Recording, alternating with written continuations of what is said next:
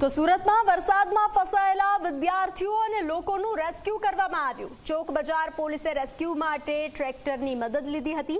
કમર સુધીના પાણીમાં ફસાયેલા તમામ લોકોનું રેસ્ક્યુ કરવામાં આવ્યું। તો સુરતમાં હાલ જળબંબાકારની સ્થિતિ નિર્માણ પામી છે। અનેક લોકો ફસાયા હતા, જેમાં બોર્ડની પૂરક પરીક્ષા આપવા જતા વિદ્યાર્થીઓ પણ ફસાયા હતા।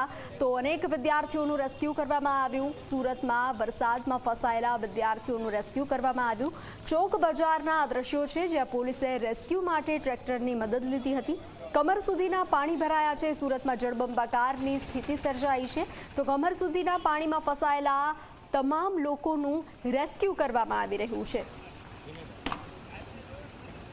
તો ટ્રેક્ટરની મદદથી લોકોનું રેસ્ક્યુ કરવામાં આવી રહ્યું છે। કેડસમા ઘૂંટણસમા પાણી ભરાયા છે। સુરત જળબંબાકાર થયું છે।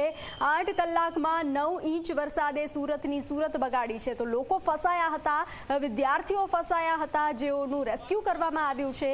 રેસ્ક્યુ કરવા માટે ટ્રેક્ટરની મદદ લેવામાં આવી હતી।